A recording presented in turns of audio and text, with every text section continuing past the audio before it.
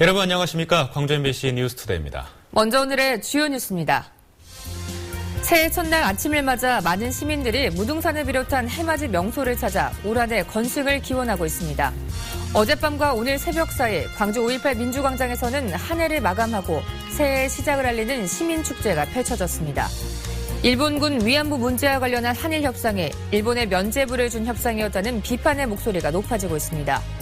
광주 지역 시내버스가 겨울방학 기간을 맞아 오늘부터 다음 달 말까지 감축 운행됩니다. 청양의 해가 가고 붉은 원숭이의 해가 밝았습니다. 이른 아침이지만 해돋이를 보며 새해 소망을 빌기 위해 많은 시민들이 무등산을 찾고 있는데요. 무등산에 취재 기자 나가 있습니다. 송정근 기자, 해는 떴습니까? 네, 아직은 아침 어둠이 내려앉아 있는 상태입니다. 광주의 해돋이 시각이 오전 7시 41분이니까요. 앞으로 20분쯤 뒤면 2016년의 첫 해를 보실 수 있습니다. 이렇게 첫 해를 보며 새해 소망을 빌기 위해 칠흑 같은 어둠이 깔린 새벽부터 등산객들이 무등산 정상부로 올라가기 시작했습니다. 붉은 원숭이의 해인 2016년의 첫 해는 광주 전남 대부분 지역에서 볼 수 있을 것으로 예상됐습니다.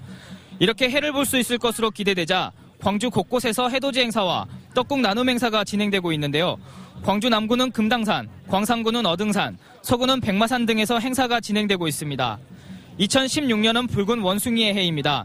뜨거운 기온의 붉은색과 재주 많은 원숭이가 더해져 어느 해보다 역동적인 한 해가 될 것으로 전망되고 있습니다. 활짝 떠오르는 첫 해돋이처럼 올 한 해 복 많이 받으시길 바라겠습니다.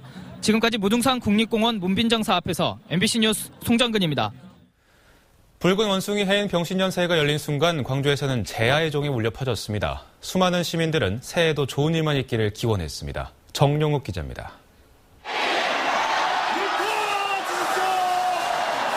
병신년의 시작을 알리는 종소리가 새해 밤하늘에 울려 퍼집니다.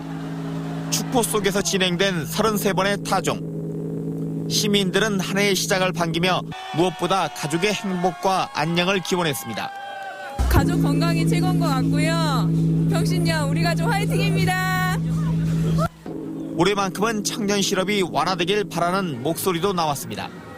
제가 지금 취직을 준비하고 있는데 제가 원하는 직종에 취직을 해서 어머니, 아버님한테 정말 큰 영광 돌리고 효도하고 싶은 마음이 큽니다. 병신년에 대한 기대가 큰 건 타종식에 참여한 고려인도 마찬가지였습니다. 너무 재밌고 너무 기쁘고 너무 좋았습니다. 새해 설렘은 파란 눈의 외국인들도 들뜨게 만들었습니다. 해피 뉴 이어! 타종식에 참석한 윤장현 시장은 새해 덕담을 전했습니다. 소망하시는 꿈, 희망 잘 이루시고 우리 가정의 건강과 행복이 가득하시기를 축원드립니다. 새해 복 많이 받으세요. 다사다난했던 을미년을 떠나보내고 새해를 맞은 시민들은 마음속에 희망나무를 심었습니다. MBC 뉴스 정용욱입니다. 새로운 한 해가 밝았습니다. 오늘 큰 추위는 없겠는데요. 현재 광주가 영하 1도를 나타내고 있습니다. 오늘 맑은 날씨가 이어지면서 전국에서 해돋이를 감상할 수가 있겠습니다. 광주에서도 잠시 뒤인 7시 41분에 첫 해가 떠오르겠고요. 목포는 7시 42분이 되겠습니다. 주말에도 맑은 가운데 예년 기온을 크게 웃돌면서 포근하겠습니다. 특히 내일 광주의 낮 기온이 13도까지 오르겠습니다. 이 시각 구름 영상입니다. 전국적으로 맑고 쾌청한 하늘 드러나 있는데요. 오늘은 고기압이 가장자리에 들면서 구름량이 늘어나겠고 또 미세먼지 농도도 보통 수준을 나타내겠습니다. 현재 기온입니다. 광주가 영하 1.3도, 나주 영하 4.4도로 어제 같은 시각보다 4, 5도 낮고요. 낮에는 어제만큼 오르겠습니다. 기온 살펴보면 곡성이 8도, 보성 8도, 고흥 10도가 예상됩니다. 날씨였습니다. 어제 마지막 해넘이는 혹시 보셨습니까?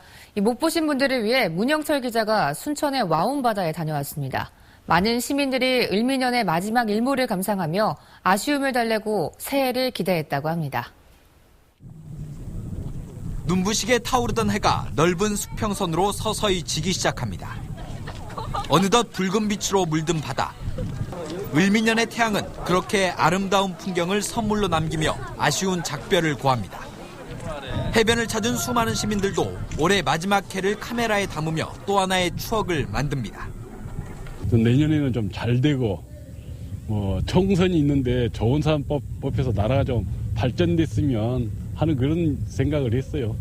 갈수록 팍팍한 살림, 높아져만 가는 취업 문턱. 짊어지고 있는 삶의 무게는 각자 다르지만 한 해를 마무리하는 이 순간만큼은 모든 걱정, 근심을 내려놓고 희망찬 2016년을 간절히 기원해봅니다. 내년에 이제 고3이니까 꼭 수능 대박 나서 좋은 대학 갔으면 좋겠습니다. 내년에 뭐 취업 준비도 잘 됐으면 좋겠고요. 여자친구랑도 좀 잘 됐으면 좋겠습니다. 어둠이 내려앉은 해안가. 셋! 둘! 하나! 주마! 한 해의 애군을 떨쳐버리고 새해 건강하기를 기원하는 달집 태우기를 끝으로 해넘이 행사는 막을 내렸습니다. 2015년의 마지막 날은 그렇게 저물어갔습니다. 대신 새해에 대한 기대감이 수많은 시민들의 아쉬움을 달랬습니다. MBC 뉴스 문형철입니다. 일본군 위안부 문제와 관련한 한일 협상에 대해 반발이 이어지고 있습니다. 일본 측에 면죄부를 줌으로써 근로정신대 문제 해결에도 나쁜 영향을 미칠 수 있다는 목소리도 커지고 있습니다. 이계상 기자입니다. 근로정신대 할머니와 함께하는 시민 모임 회원들이 광주시청 앞 평화의 소녀상 앞에 모였습니다. 이들은 굴욕적인 한일 위안부 문제 협상을 전면 무효화해야 한다고 주장했습니다. 국가 권력에 의해 자행된 반인도적인 전쟁 범죄에 대한 법적 책임을 외면한 채 피해자의 입을 가로막은 협상이라는 것입니다. 도대체 누가 누구의 입을 틀어막겠다는 것인가? 도둑이 매를 드는 것과 무엇이 다른가? 시민 모임은 일본 피해자들의 권리를 경제협력 자금과 맞바꾼 65년판 매국 협상이 반복됐다고 지적했습니다. 돈이 문제가 아니라 진실된 사죄를 해야 옳을 일인데 내 텔레비 봤어도 너무 마음이 아프네요. 특히 이번 협상이 근로정신대와 강제징용 등의 피해를 해결하는데 악영향을 미칠 수밖에 없다는 점을 우려하고 있습니다. 일본군 위안부 문제조차도 이렇게 손쉽게 끝낸 마당에 나머지 강제징용 피해자들의 문제, 근로정신대 문제는 아예 논의 테이블에 오르는 것조차 허용하지 않을 가능성이 큽니다. 일본 정부의 법적 책임을 명확히 하지 않고 졸속으로 추진됐다는 점에서 위안부 협상에 대한 반발은 쉽게 사그러들지 않을 것으로 전망됩니다. MBC 뉴스 이계상입니다. 광주 목포 여수 MBC 3사가 총선을 100여일 앞두고 실시한 여론조사 결과를 오늘 저녁 특집 뉴스데스크를 통해 발표합니다. 이번 여론조사에서는 지지정당과 야권 분열에 대한 의견, 그리고 현역 의원에 대한 평가와 차기 대통령 후보 등에 대한 시도민들의 의견을 물었습니다. 영암 대불산업단지 한 공장에서 폭발 사고가 발생해 2명의 사상자가 났습니다. 한 해 마지막 날 안타까운 사고를 비껴가지 못했습니다. 양현승 기자가 취재했습니다. 공장 지붕에 구멍이 뚫렸고 대형 철제문이 뜯어졌습니다. 오늘 오전 10시 55분쯤 섬유 염료를 만드는 영암 대불산단의 한 공장에서 탱크가 폭발했습니다. 작업자 63살 오모 씨가 숨졌고 52살 장모 씨는 얼굴과 다리에 화상을 입고 광주의 화상 전문 병원으로 이송됐습니다. 염료의 재료인 규산 나트륨을 만드는 2톤 규모 탱크에 압력 조절 장치가 제대로 작동하지 않자 이를 수리하려다 사고가 난 것으로 추정됩니다. 경찰은 폭발한 압력 탱크가 한 달 전에도 수리됐던 점을 토대로 원인을 조사하고 안전관리 책임을 물을 계획입니다. 작업자들 작업할 때 현장 책임자가 그것을 좀 안전관리를 어떻게 했냐, 그래서 업무상 과실이 있냐 없냐 그거를 이제 판단하는 거죠. 노동당국도 업체 측이 산업안전 관련 규정을 제대로 지켰는지 여부를 조사할 계획입니다. MBC 뉴스 양현승입니다. 기무사 해킹 사건으로 피해를 입은 대학 교수가 또다시 해킹을 당했다며 경찰에 수사를 의뢰했습니다. 조선대학교 정치외교학과 기광서 교수는 지난 23일부터 일주일간 동북아 연구 논문과 심사서 등이 담긴 학술지 전용 이메일을 누군가 6차례에 걸쳐 해킹하려고 했다며 경찰에 수사를 의뢰했습니다. 기 교수는 상무대에 출강하던 지난 2011년 장교들과 접촉해 기밀을 수집한다는 첩보가 있다는 이유로 기무 부대로부터 이메일을 해킹당한 바 있습니다. 어제 낮 12시쯤 아시아 문화전당 예술극장에서 간판 설치 작업 중이던 고가 사다리가 기울어 근로자 47살 이모 씨 등 2명이 119에 의해 구조됐습니다. 경찰은 고가 사다리 차량의 안전지지대가 무게를 견디지 못해 들리면서 기운 것으로 보고 업체의 안전 조치가 미흡했는지 여부를 조사하고 있습니다.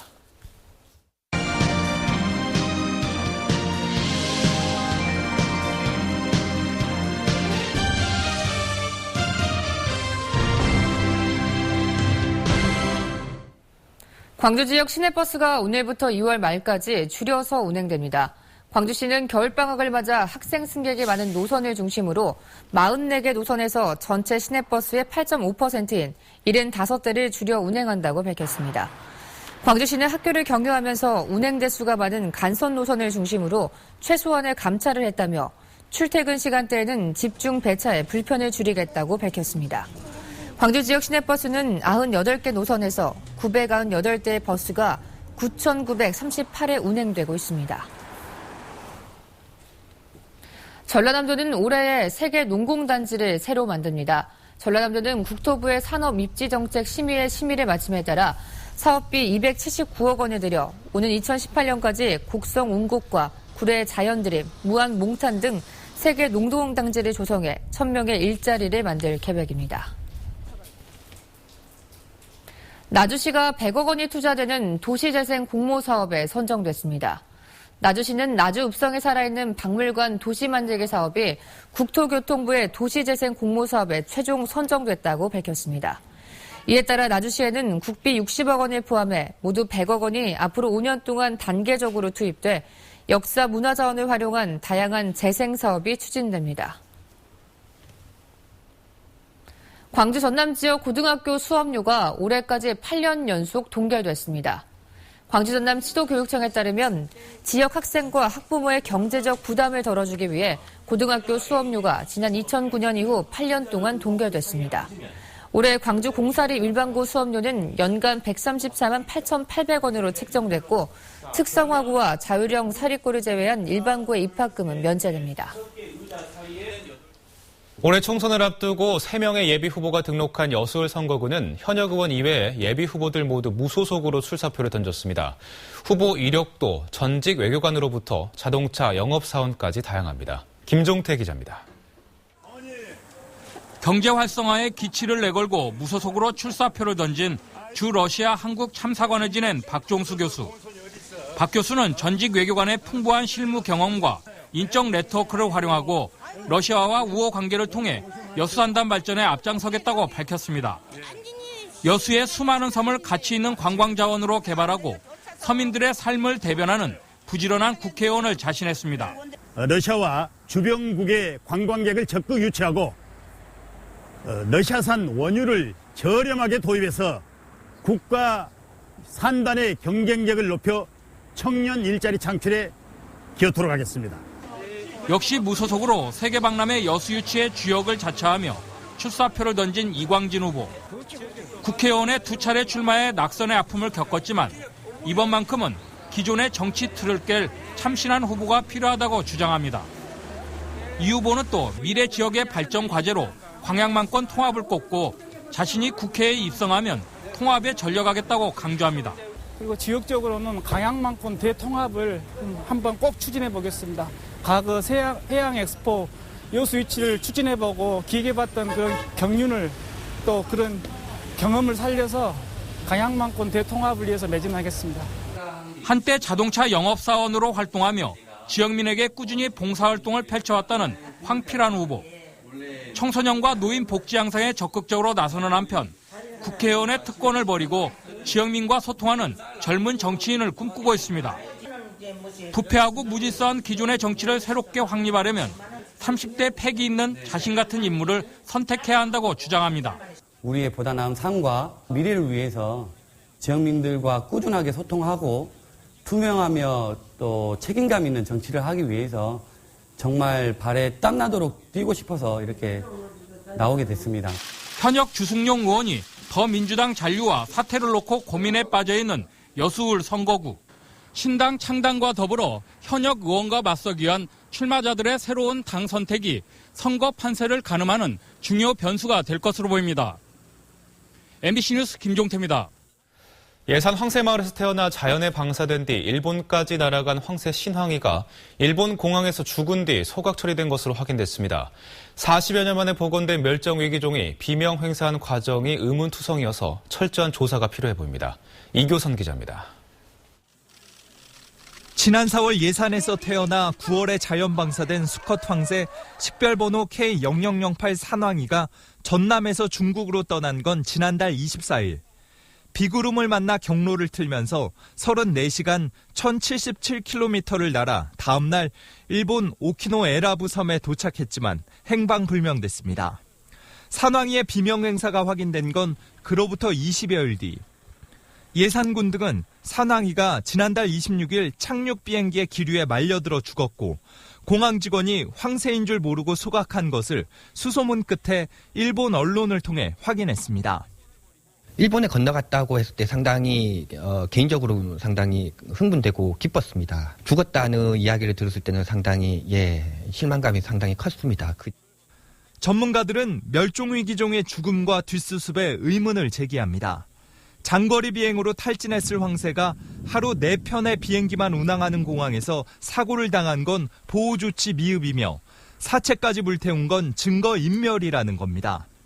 우리나라 문화재보호법에서는 천연기념물을 신고하지 않고 소각하면 5년 이하 징역도 가능한데 일본에서는 황새를 우리나라보다 더 귀한 특별 천연기념물로 지정, 보호하고 있습니다. 기체에 뭔가 이렇게 페인트 자국이라도 있던지 뭐가 긁힌 자국이 있어야 되는데 그건 없다고 하고 과연 그걸 믿을 수 있느냐가. 예산군과 황새생태연구원은 일본 대사관의 항의와 함께 전파 발신기 인도를 비롯한 정밀 조사를 요청하고 재발 방지 대책 마련에도 나섰습니다. MBC 뉴스 이교선입니다. 전남 동부 3개시가 비정규직 근로자에게 법정 최저임금에도 못 미치는 임금을 지급해온 것으로 드러났습니다. 고용노동부 여수지청에 따르면 여수와 순천, 광양시는 사무보조 등의 비정규직 근로자 91명에게 최저임금 이하의 기본급을 주면서 8,500만 원 상당을 지급하지 않았습니다.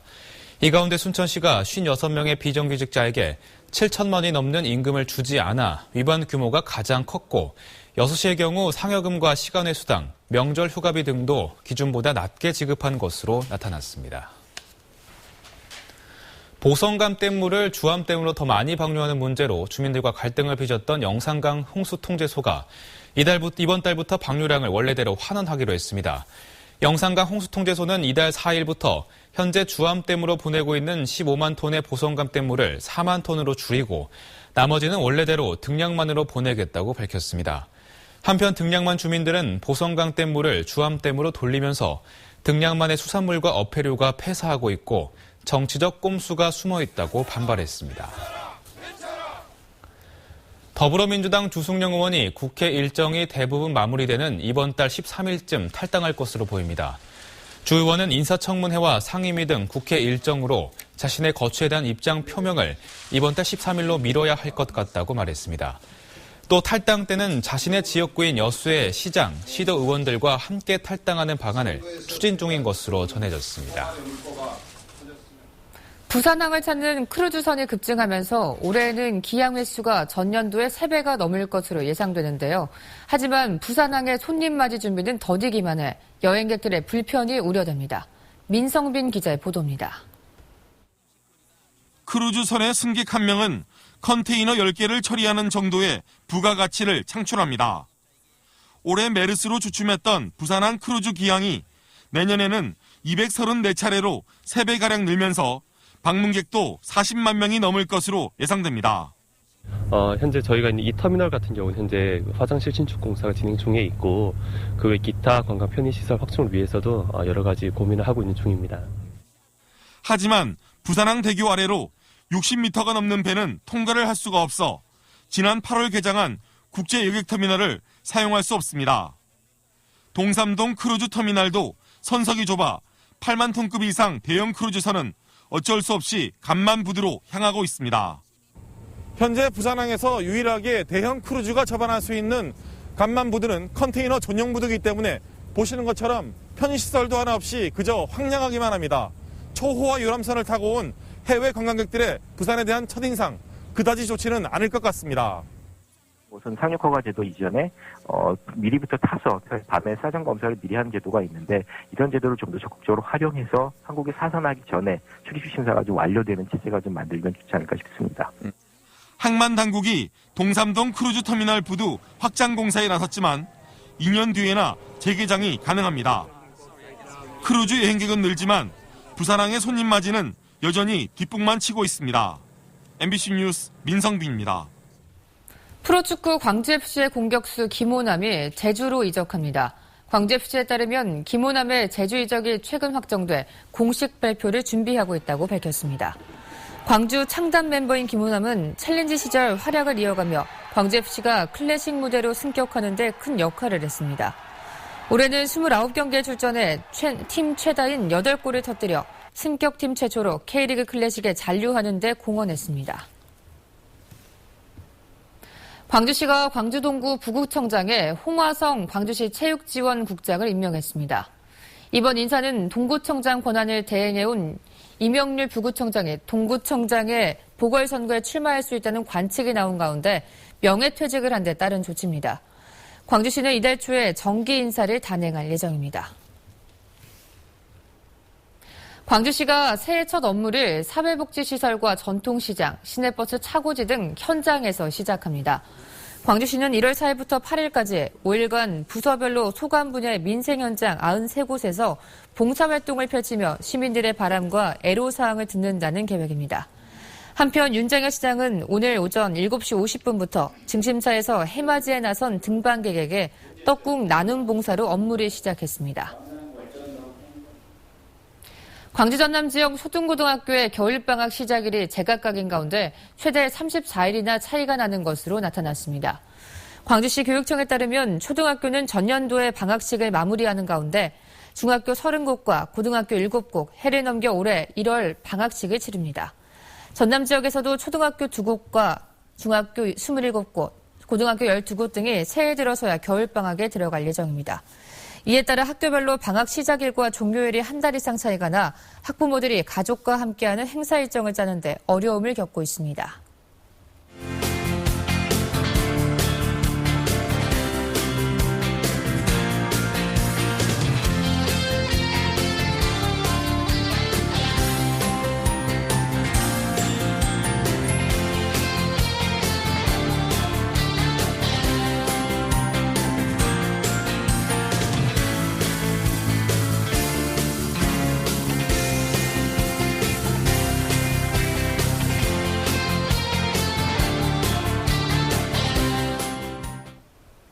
(2016년) 새로운 한 해가 밝았습니다.